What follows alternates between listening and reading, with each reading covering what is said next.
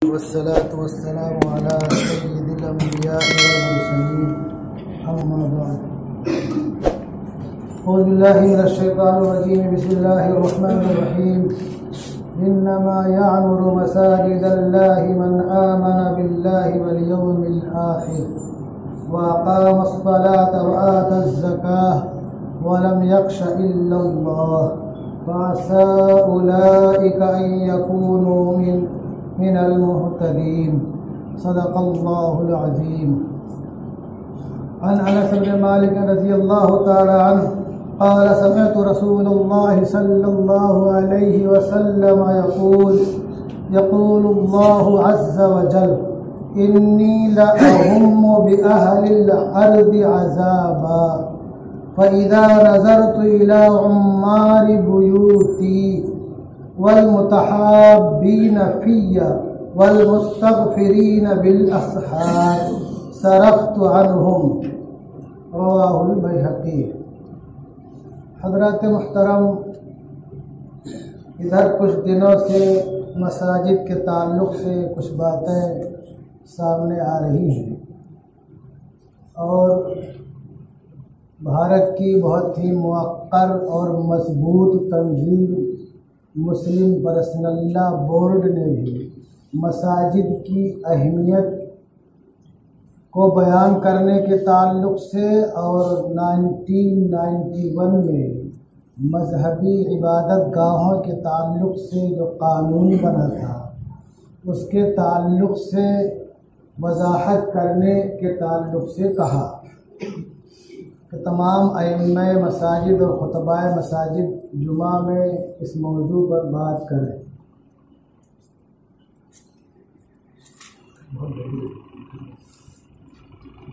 हज़रात मुहतरम, अल्लाह तबारक व तआला ने इरशाद फरमाया कि अल्लाह की जो मस्जिदें हैं, अल्लाह को पुकारने के लिए, उसके सामने सजदा रेज़ होने के लिए, उसको ईमान वाले आबाद करते हैं। यामुरु का लफ्ज़ है आबाद करना, अपने सजदों से, रुकू से, क़ियाम से। और दूसरा मतलब भी हो सकता है तामीर करना और बनाना। तो जो लोग अल्लाह और रोज़े आखिरत पर ईमान रखते हैं वो लोग मस्जिदों को आबाद करते हैं, नमाज कायम करते हैं और ज़कात देते हैं। वलम यख्शा इल्लल्लाह, और अल्लाह के अलावा किसी और से नहीं डरते।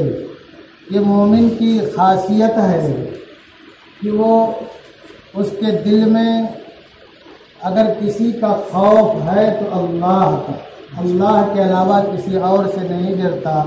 उसको ये यकीन है कि मर गए तो शहीद, बच गए तो गाजी, और जान दी हुई उसी की थी। हक़ तो यह है कि हक़ अदा न हुआ।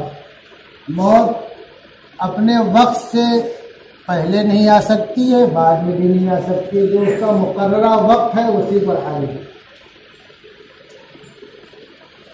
फ़असा उलाइका यकूनु मिनल मुहतदीन, तो उम्मीद है कि ये हज़रात अपने मकसद को पहुँच जाएं, हिदायत याफ्ता हो जाएं। तो मस्जिदों की तामीर और मस्जिदों को आबाद करना, ये अल्लाह तबारक व तआला के जो लोग वहदानियत के कायल हैं और नबी आखिरुज़्ज़मा के रिसालत के कायल हैं, ये उनका काम है। मस्जिदें जो है ये तुम्हारा शनाख्त भी हैं और शिआर भी हैं, तुम्हारी पहचान भी हैं और तुम्हारी नस्लों को इस्लाम पर बाकी रखने का जरिया भी है। मस्जिदें ऊंच नीच के फर्क को मिटाने वाली भी हैं। अमीर हो या गरीब, कबीर हो या सगीर, रियाया हो या बादशाह, फकीर हो या मालदार तोंगर, सब एक ही सब में खड़े होते हैं। ये इम्तियाज और खुसूसियत अगर किसी मजहब को हासिल है तो फ़कत मजहब इस्लाम को हासिल है कि एक ही सब में खड़े हो गए महमूद और अयाज, न कोई बंदा रहा न कोई बंदा नवाज। कोई तमीज और कोई फर्क नहीं किया जाता। इसी तरीके से मस्जिदें जो है, जो नई नस्ल है और जो माशरा है, उसको, उस माशरे को बहुत सी बुराइयों से ऑटोमेटिकली रोकने वाली बन जाती है। तो मस्जिद है, यहाँ काम क्या करें, मस्जिद का गेट नजर आ रहा है, वजू खाना नजर आ रहा है, तो बहुत से ऐसे काम है जो गैर मुनासिब है, बंदा फितरी तौर पर रुक जाता है। तो मस्जिदें जो है, जहां मुसलमान आबाद हैं वहां मस्जिदें रहेंगी इंशाअल्लाह। और मस्जिदों का एक और बहुत बड़ा फायदा है, आजकल हमारे अमाल कितने खराब है हम खुद जानते हैं, बताने की जरूरत नहीं है। और किसी ने कहा शेर जो है बहुत आसान है महफिल में माअज़ल्लाह कह देना, बहुत आसान है महफिल में माअज़ल्लाह कह देना, बहुत मुश्किल है खलवत में सियाह भंगन से बच जाना। आजकल की तन्हाई जो है, मोबाइल के साथ पता नहीं क्या क्या लोग करते रहते हैं, कहां कहां पहुंच जाते हैं, बार दफा अंजाम बहुत बुरा होता है। हर शख्स जानता है कि सबके जहन और ख्यालात कहां तक पहुंचते हैं। गोया कि अल्लाह तबारक व तआला की नाराजगी को आप अल्लाह के गजब को दावत देते हैं, लेकिन अल्लाह तबारक व तआला के ताल्लुक से अल्लाह के प्यारे हबीब ने इरशाद फरमाया, हज़रत अनस बिन मालिक रज़ियल्लाहु तआला अन्हु रावी हैं कि जनाब रसूलुल्लाह सल्लल्लाहु अलैहि वसल्लम को मैंने इरशाद फरमाते हुए सुना। क्या इरशाद फरमाते हैं? यक़ूलुल्लाहु अज़्ज़ा वजल, कि अल्लाह तबारक व तआला कहता है, इन्नी लअहुम्मु बि अहलिल अर्ज़ि अज़ाबा, मैं जमीन वालों पर अजाब का इरादा रखता हूं, इरादा बनाता हूं, लेकिन फ़इज़ा नज़रतु इला उम्मारी बुयूती, तो जब मैं देखता हूं हमारे घरों को आबाद करने वालों की तरफ, घरों को कौन आबाद करते हैं? मुसलमान आबाद करते हैं, जो लोग नमाज पढ़ते हैं, अल्लाह के सामने सजदा रेज होते हैं। मैं जमीन वालों पर अजाब का इरादा करता हूं, लेकिन जब मैं अपने घरों यानी मस्जिदों को आबाद करने वालों को देखता हूं, वल मुतहाब्बीन फिय्या, और मेरे सिलसिले में आपस में मोहब्बत करने वालों को, यानी अल्लाह वास्ते उनका ताल्लुक और मोहब्बत होता है। वल मुस्तग़फ़िरीन बिल अस्हार, और रात के आखिरी हिस्से में मग़फ़िरत तलब करने वालों को देखता हूं, सरफ़्तु अन्हुम, तो मैं उनसे अज़ाब को हटा लेता हूं, इरादे को खत्म कर देता हूं। तो मस्जिदों का एक फायदा यह भी है कि अल्लाह तबारक व तआला के का गज़ब जो है वो रहम से बदल जाता है, रहमत से बदल जाता है, नरमी आ जाती है। तो मस्जिदें जो है ये हमारी शनाख्त और पहचान है, और हमें और हमारी नस्लों को जन्नत पे ले जाने का जरिया है, हमें और हमारी नस्लों को कलमे तौहीद पर बाकी रखने का जरिया है। अब जो है बहुत सी मस्जिदें लोगों की लिस्ट में है जिन लोगों का काम ही है फितना और फसाद और भाईचारे को खत्म करना। अभी सरेता जिस मस्जिद का मसला चल रहा है वो ज्ञान वापी मस्जिद। हकीकत यह है जो तारीखी रिवायात है, उस मस्जिद को बनाने वाले औरंगजेब आलमगीर रहमतुल्लाह रहमतु वासिया नहीं है। जलालुद्दीन अकबर के जमाने में वो मस्जिद तामीर हुई थी। और औरंगजेब कौन है? अकबर का होता कौन? नूरुद्दीन जहांगीर। और नूरुद्दीन जहांगीर का होता कौन? शाहजहां। और शाहजहां का होता कौन? आलमगीर। तो पोते भी नहीं है, पर पोते हैं कौन? आलमगीर। और मस्जिद बनी कब है? अकबर के जमाने में। ये तारीखी रिवायात है। अब उसका नाम ज्ञान वापी कैसे पड़ गया, ये भी अजीब गरीब बात लोग सोचते हैं।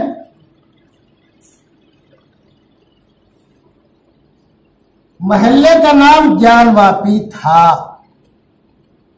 महल्ले के नाम ही से मस्जिद मशहूर हो गई, वही नाम पड़ गया। लोगों में रवादारी थी, मोहब्बत थी, तो महल्ले के नाम से वही नाम मशहूर हो गया और वही ज्ञानवापी मस्जिद ही कहलाती रही। अब जो है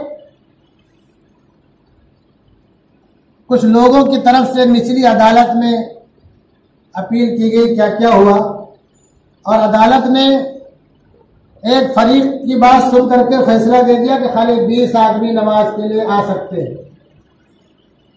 जैसे मस्जिद अक्सा में जालिम और जाबिर बार बार कैदोबंद और शर्तें लगाते, इतने लोग आएंगे, इस उम्र के लोग आएंगे, या भी क्या खाली 20 आदमी। लेकिन जब उसको सुप्रीम कोर्ट में लोगों ने चैलेंज किया तो सुप्रीम कोर्ट ने 20 नमाजियों की कैद हटा ली, 20 नमाजियों की कैद हटा ली कि नमाजी आ सकते हैं कितने भी होंगे।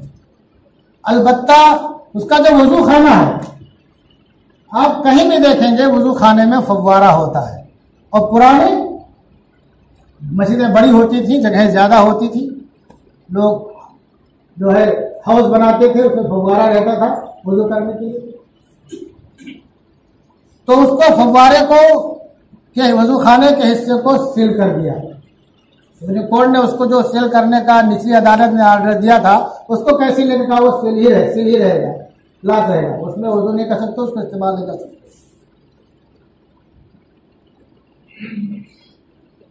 और जिस फव्वारे के ताल्लुक से बातें आ रही हैं, वहां के रहने वाले गैर मुस्लिम पड़ोसी वो क्या कहते हैं कि ये फव्वारा ही है, शिवलिंग नहीं, हम लोग यहाँ खेलते थे, जानते हैं, लेकिन मसला क्या है, तुम ही कातिल, तुम ही मुखबिर, तुम ही मुनसिफ ठहरे, तुम ही कातिल, तुम ही मुखबिर, तुम ही मुनसिफ ठहरे, अकरबा मेरे खून का दावा करे किस पर।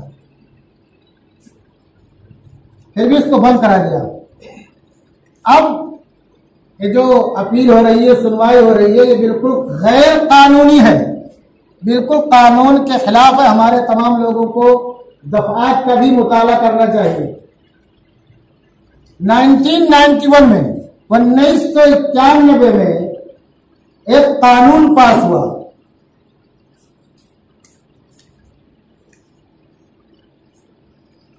और उस कानून के ताल्लुक से उस वक्त के वजीर दाखिला ने पार्लियामेंट में बयान दिया 10 सितंबर 1991,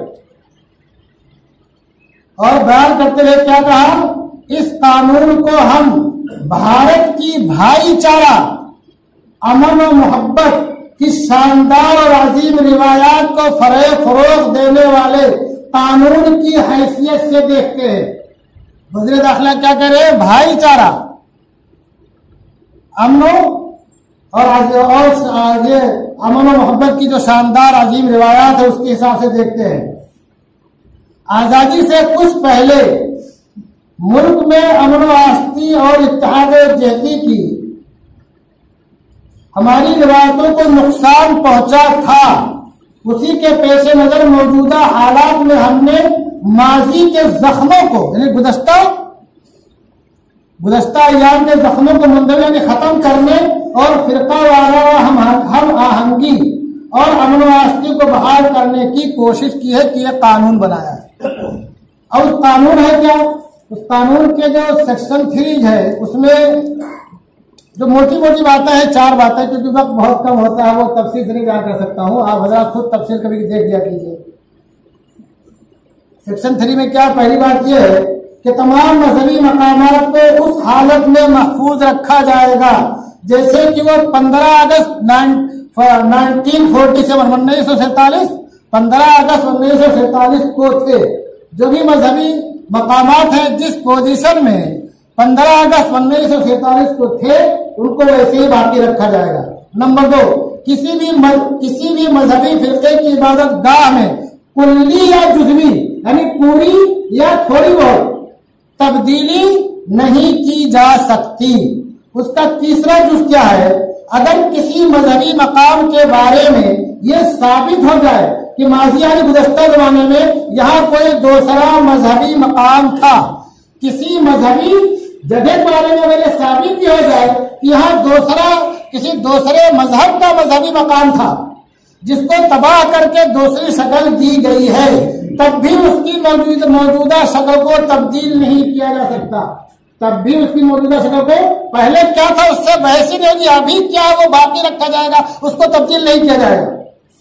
फिर नंबर 4, ये बहुत अहम बात है। एक चौथा जुज जो है 15 अगस्त 1947 में जो मजहबी मकाम जिस तरह था, अगर उसकी हैसियत की तब्दीली के सिलसिले में किसी भी अदालत में कोई मुकदमा या कानूनी कार्रवाई जारी हो तो इस कानून की रूह से उसे खत्म कर दिया जाएगा। कोई भी कानूनी कार्रवाई नहीं की जाएगी, न समाअत होगी, न अपील कबूल की जाएगी। ये उसका जुज है, एक लाजमी जुज है। और कोई नया मुकदमा या कानूनी कार्रवाई शुरू नहीं की जाएगी। अगर कोई चल रही है कोर्ट में सुनवाई तो भी रोक दी जाएगी, खत्म कर दी जाएगी, और नया कोई मुकदमा शुरू नहीं किया जाएगा। अब उसके बावजूद ये कानून बनने के बावजूद सुनवाई हो रही है, अपीलें कबूल की जा रही हैं और एक तरफा फैसला सुनाया जा रहा है। तो मेरे कहने का मकसद ये है, मुस्लिम मसल्ला वाले आपको ये बताना चाहते हैं कि ये जो हालात हैं, ये मुश्किल हालात और मुश्किल तरीन हालात आते रहे हैं, गुज़श्ता अदवार में, गुज़श्ता जमाने में भी आते रहे हैं। यहां आए कहीं नहीं आए, मुसलमानों पर ऐसे हालात आते रहे और जाते भी रहे। ये कोई नई बात नहीं है। और कुरान ने तो बहुत ही दो टोक लफ्जों में इसकी खबर हमको दे दी है। काश कि हम कुरान तर्जमा के साथ पढ़ने की कोशिश करते। कुरान ने बहुत ही दो टोक लफ्जों में इसकी जो है हमें इत्तला दे दी है। ये सूरह बकरा आयत नंबर 155, सूरह बकरा आयत नंबर 155, वलनबलुवन्नकुम बिशैइन मिनल खौफि वल जू'i व नक्सिन मिनल अमवाल वल अनफुसि वस समरात व बश्शिरिस साबिरीन। अल्लाह ताला क्या ऐलान कर रहा है कि हम तुम्हें आजमाएंगे, खौफ, डर, दहशत, हिरास, ये वही माहौल पैदा किया जा रहा है तुम्हारी हिम्मतों को तोड़ने के लिए, पस्त करने के लिए। वलजू और भूख से, यानी तंगदस्ती भी होगी और फाकाबस्ती भी होगी। गुर्बत और इफ्लास का भी डेरा तुम्हारे घरों में आएगा। वनक्सिन मिनल अमवाल, और तुम्हारे मालों की कटौती भी होगी। वल अनफुसि वस समरात, और जान और आमदनी सब में कमी के जरिए हम आजमाएंगे, अल्लाह कह रहा है। लेकिन अल्लाह आगे क्या कह रहा है, वबश्शिरिस साबिरीन, ऐ मेरे महबूब सब्र करने वालों को खुशखबरी सुना दो। सब्र करने वालों को, यानी सब्र का पैमाना लबरेज नहीं होना चाहिए, लबरेज होकर के छलकना नहीं चाहिए, हमें आपे से बाहर नहीं होना चाहिए, हमें हमेशा हिम्मत और हौसले से काम लेना चाहिए।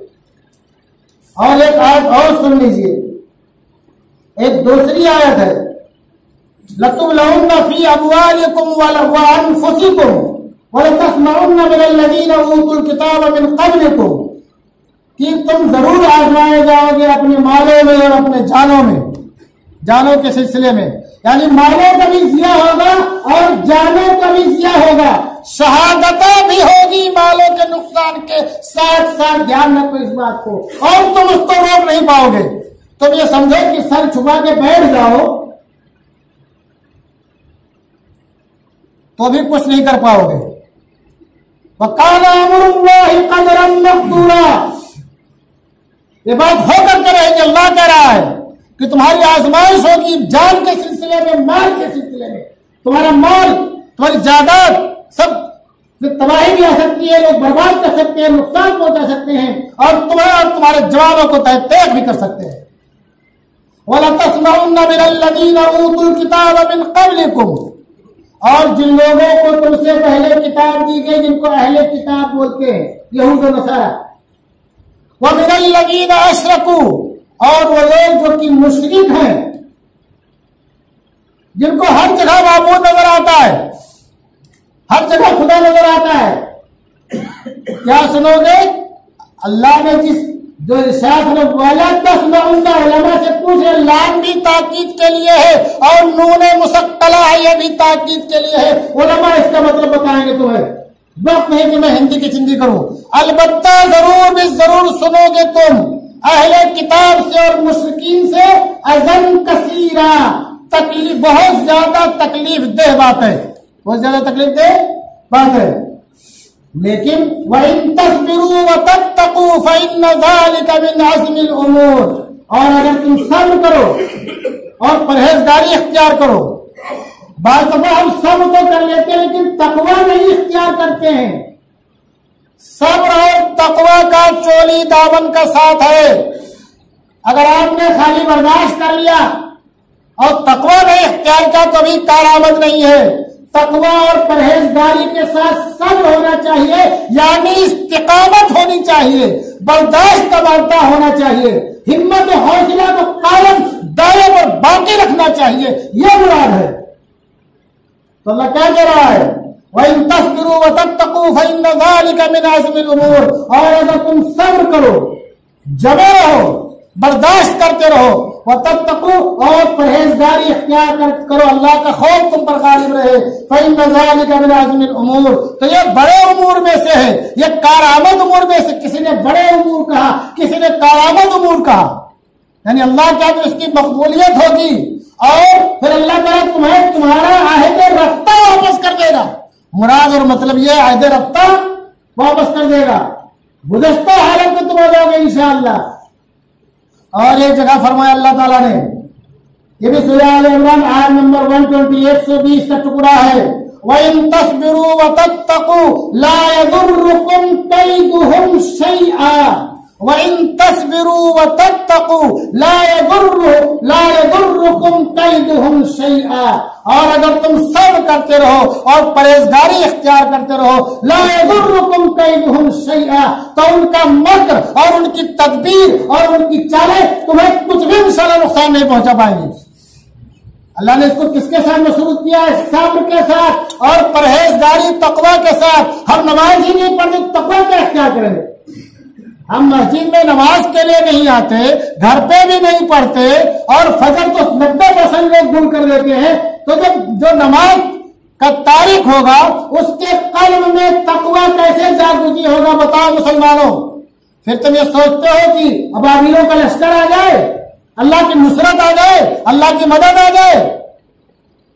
सब्र और तकवा इख्तियार करो, अल्लाह के अहकामात की पाबंदी करो और हिम्मत और हौसले से काम लो। जिन लोगों ने जिस जमाने में जब भी जिस वक्त भी सब्र और तकवा इख्तियार किया और अपने हिम्मत और हौसले को कायम और बाकी रखा, वो हमें वो सुर्ख रूह हुए और उनकी नस्लें भी सुर्ख रूह हुई।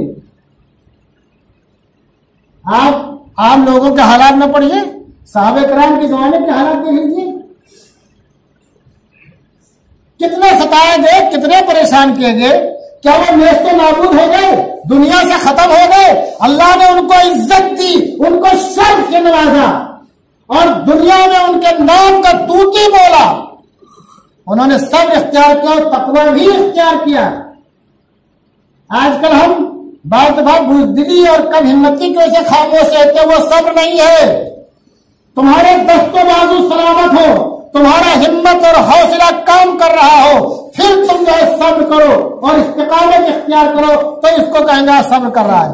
कुछ है ही नहीं है, किसी को सुनने देखने की ताकत नहीं। बोले मैं आज मैं नहीं देख रहा हूँ, आंख बंद क्यों, किसी तरफ निगाह नहीं रहता हूँ, इसको थोड़ा क्यों बोलेंगे? आंख होने के बावजूद ना महरम को ना देखना, ये क्या कहलाता है? ये रुकना कहलाता है। ऐसे ये भी है। तो सब्र और तकवा ये बहुत जरूरी चीजें हैं। अगर तुम सुरखरू होना चाहते हो और अपनी नस्लों को सुरखरू रखना चाहते हो, खुद इस्लाम पर बाकी रहना चाहते हो और अपनी नस्लों को इस्लाम पर बाकी रखना चाहते हो, ये बहुत जरूरी चीजें हैं। और आखिर में एक शेर कह दूं मैं, बाद दफा एक शेर में कई घंटों की तकरीरें आ जाती हैं। अल्लामा इकबाल ने कहा था, इसका मतलब पूछ लेना उलमा से कि उस्मानियों पे कोहे गम टूटा तो क्या टूटा, उस मानियों पे कोहे गम टूटा तो क्या टूटा कि खूने 100,000 अंजुम से होती है शहर पैदा, हमारे इल्लल बलाग।